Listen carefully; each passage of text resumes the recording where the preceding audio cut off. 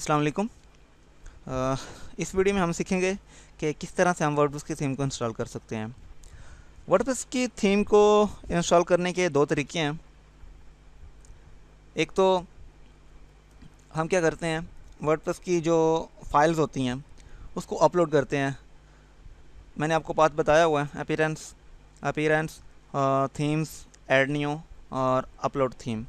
इस जगह पे जाके आप वर्डप्रेस की फाइल्स को अपलोड कर सकते हैं और उसके बाद जो आपकी जो आप वर्डप्रेस है वो खुद से फाइल्स को सेटअप कर देता है। मतलब कि जो आप इधर एक फ़ाइल अपलोड करते हो वो जिप फाइल होती है। उस जिप फाइल में आपकी थीम्स की फाइल्स अवेलेबल होती हैं। वर्डप्रेस क्या करता है, उसको जिप फाइल को अपलोड करता है, उसको एक्सट्रैक्ट करता है और थीम्स के फोल्डर में रख देता है। अ, इसका एक हम प्रैक्टिकल वर्क देखते हैं। अब चलते हैं थीम इंस्टॉलेशन की तरफ। मेरे पास एक थीम है, ये मैंने डाउनलोड की है। अगर आप इस फोल्डर को ओपन करें तो इसके अंदर डिफरेंट आपके पास फोल्डर अवेलेबल है, जिसमें डेमो, डाटा, डॉक्यूमेंटेशन, प्लगइन्स और थीम का जो नेम है उसका फ़ोल्डर अवेलेबल है। अब बात यह है कि इनमें से हमें कौन सा फ़ोल्डर चाहिए, कौन से फ़ोल्डर में थीम्स की फाइल्स हैं, वो हमें आइडेंटिफाई करनी पड़ेगी। जिस तरह आपका थीम्स के साथ एक्सपीरियंस बढ़ता जाएगा तो आपको खुद ब खुद पता चलता जाएगा किस फ़ोल्डर में थीम्स की फाइल्स अवेलेबल होती हैं और कौन सा फ़ोल्डर है जो कि थीम की फाइल्स उसमें अवेलेबल है। इसमें मैं ओपन करता हूँ डेमो डाटा, इसमें तो थीम की फ़ाइल नहीं होगी। इसके बाद एक फ़ोल्डर है मेरे पास जिसके नाम से थीम है, यूई न्यू। इसको मैं ओपन करता हूँ। ओपन करने के बाद आप थोड़ा सा अगर हम सिंपल सा एक व्यू लें कि कौन कौन सी फाइल्स थीम की फाइल्स होती हैं, इनमें हमारे पास आता है function dot P H P, index dot P H P, header dot P H P और comments dot P H P. ये देखने से आपको पता चल जाएगा जो भी थीम होगी उनमें ये कॉमन फाइल्स जैसे comments, content, footer, function, header, index, इस तरह की फाइल्स अवेलेबल होंगी। तो उस फोल्डर को हम थीम्स के फोल्डर कहते हैं। अब हमने इसको अपलोड करना है और जो भी फोल्डर आपने अपलोड करना होता है उसको आप सबसे पहले जिप में करते हैं। आप इसका नाम रख लें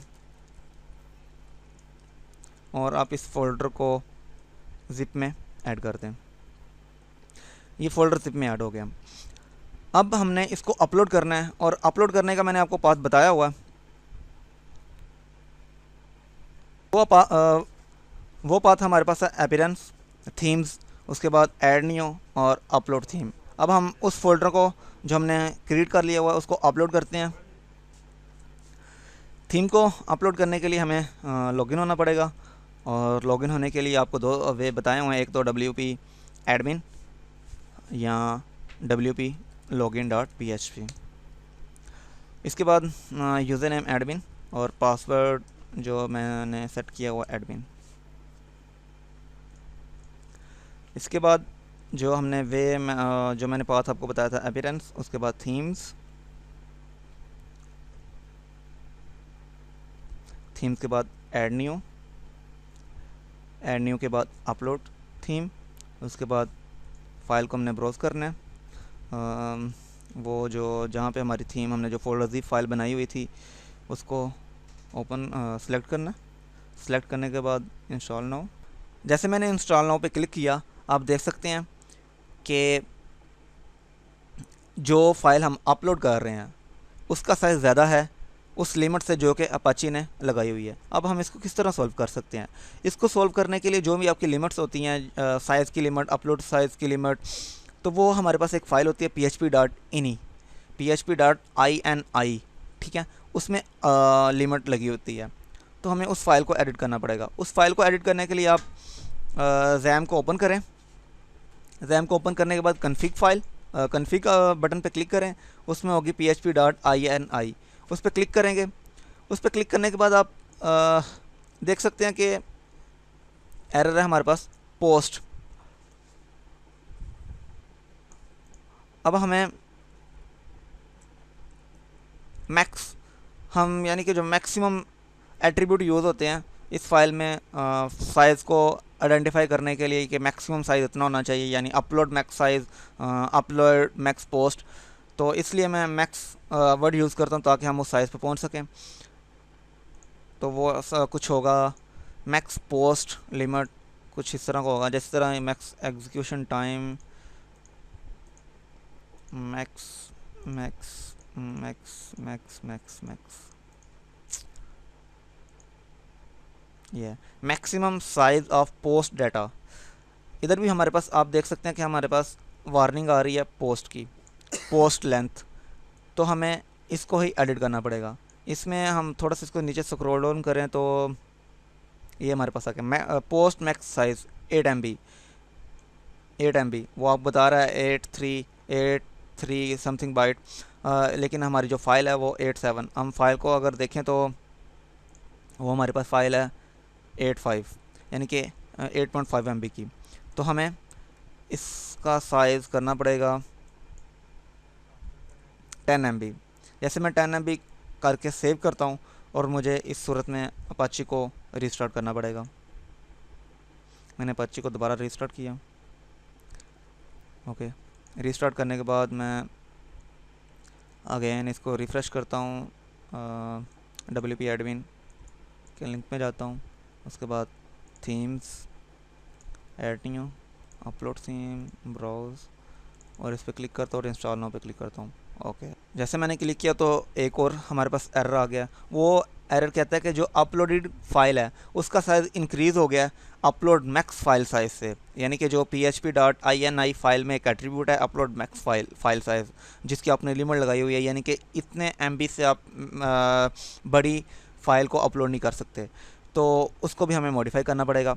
उसको हम मॉडिफाई करने के लिए अगेन चलते हैं php.ini फाइल में, config php.ini, और इस सूरत में तो उसने हमें एट्रीब्यूट बता दिया गया हुआ है मैक्स अपलोड फाइल साइज। उसको हम एडिट करते हैं, सॉरी सर्च करते हैं, Ctrl F then Ctrl V to paste, find next, हमें ये मिल गया। यानी मैक्सिमम साइज़ है हमारे पास 2 MB, हम इसको करते हैं 10 MB क्योंकि हमारी जो फाइल है वो 8.5 MB की है। इसको Ctrl S करके हमने सेव कर दिया। सेव करने के बाद अपाची को हमें अगेन रीस्टार्ट करना पड़ेगा। ओके, रीस्टार्ट करने के बाद हम दोबारा sorry WP admin, appearance, add new, upload theme, again file को हम ब्राउज़ करेंगे और इंस्टॉल नाउ पे क्लिक करेंगे। अब देखें जैसे मैंने इंस्टॉल नाउ पे क्लिक किया तो वो क्या कर रहा है, एक्चुअली ये थीम प्रोसेस जो थीम इंस्टॉलेशन होती है इसमें क्या करता है, वो आपकी फ़ाइल्स को एक्सट्रैक्ट करता है, यानी कि ज़िप फाइल जो हमने अपलोड की है उसको एक्सट्रैक्ट करता है और थीम्स के फोल्डर में रख देता है। इसको हम इतनी डेप्थ में नहीं जाते, बैकग्राउंड पे एक्चुअली क्या हो रहा है। जब मैं एक दूसरी सीरीज़ अपलोड करूँगा तो उसमें हम इसमें पूरी डिटेल में जाएंगे। अब वो कुछ सिक्योरिटी प्रॉब्लम की वजह से, क्योंकि आप लोकल होस्ट पे इसको यूज़ कर रहे हो, तो वो आपको वार्निंग दे रहा है। आप इसको स्किप कर सकते हो, हमें इसके लिए इतना परेशान होने की ज़रूरत नहीं है। अब वो कहता है कि हम एक्टिवेट करना है, हम इसको एक्टिवेट कर देते हैं। ओके, ये हमारी थीम इस वक्त एक्टिवेट हो गई है। देखने के लिए हम विजिट करते हैं अपनी साइट localhost/ जहाँ पे आपकी साइट जिस फोल्डर में आपने इसको इंस्टॉल किया हुआ है, आप देख सकते हैं जो वही हमारी थीम इंस्टॉल हो गई है। लेकिन जब हमने थीम इंस्टॉल की है उसका एक्चुअली जो हमारे पास डेमो है वो ये है, मेरे पास ये थीम है, थीम का लुक है जो एक्चुअली वर्किंग पोजीशन में है। तो आप देख सकते हैं इसका जो लुक है वो टोटली डिफरेंट है जो हमने इंस्टॉल किया है। तो जो हमने एक्चुअली इंस्टॉल किया है वो सिंपल एक थीम इंस्टॉल हुई है, इसकी अभी सेटिंग करने वाली है, इसका अभी मेन्यू बार सेट करने वाला है, बहुत सी चीज़ें सेट करने वाली है। तो ये तो हमारे पास एक वे था थीम को इंस्टॉल करने का। अब हम क्या करते हैं, एक दूसरा वे है हमारे पास थीम को इंस्टॉल करने का। अगर मैं इसको दोबारा डिलीट करता हूँ, सॉरी फाइल को कोई भी थीम को डिलीट करने से पहले उसको डीएक्टिवेट करना पड़ेगा। डीएक्टिवेट करने के लिए हमें कोई और थीम एक्टिवेट करनी पड़ेगी। ये वाली थीम खुद ब खुद डीएक्टिवेट हो जाएगी, यानी कि मैं कोई और थीम सेलेक्ट कर लेता हूँ, एक्टिवेट करता हूँ। अब मेरे पास वो जो दूसरी थीम थी इस पर मैं क्लिक करता हूँ। क्लिक करने के बाद मैं इसको डिलीट और ओके। ये जो थीम थी वो डिलीट हो गई है। अब मैं इसको व्यू करता हूँ, व्यू कर देख सकते हैं कि कोई और थीम एक्टिवेट हो गई है। अब ये तो हमारे पास एक वे था। अब जो दूसरा वे है हमारे पास, वो है place themes file in themes folder. अब थीम्स का फोल्डर किधर है वो हमें आइडेंटिफाई करना पड़ेगा। थीम का फोल्डर पे जाने के लिए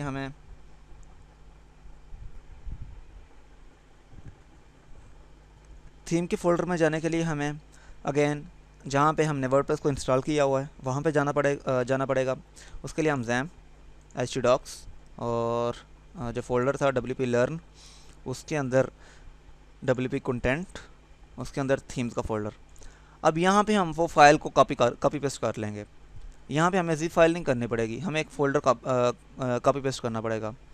तो फोल्डर को हमें उठाने के लिए हम चलते हैं जहाँ पे हमारा फ़ोल्डर पड़ा हुआ है, वो ये जो थीम का फ़ोल्डर था उसको हमने कॉपी किया, Ctrl+C, और हम चलते हैं again XAMPP htdocs wp learn wp content then themes, और यहाँ पे हम इसको पेस्ट कर देते हैं।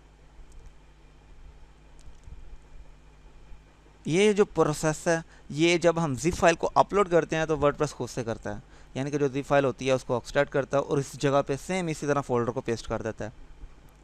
तो ये थीम इंस्टॉल हो गई है, इसको कहते हैं थीम इंस्टॉलेशन। अब हम इसको एक्टिवेट करना होगा। एक्टिवेट करने के लिए हमें डैशबोर्ड पे जाना पड़ेगा। अब यहाँ पे मैं थीम्स को रिफ़्रेश करता हूँ, पेज को, थीम वाले को,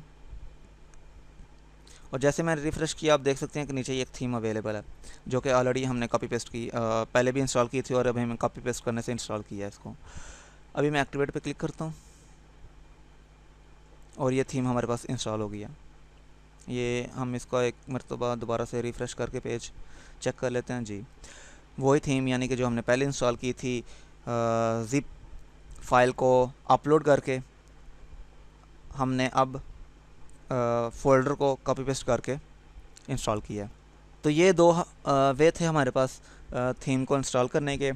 एक वे था कि हम ज़िप फाइल को अपीयरेंस में जाके, थीम्स में जाके उस अपलोड कर दें, और दूसरा वे था कि हम ज़िप फाइल को नहीं, जो फ़ोल्डर एक्चुअली हमारा थीम का उसको कॉपी करें और जो wp कंटेंट में थीम्स का फ़ोल्डर है उधर जाके पेस्ट कर दें।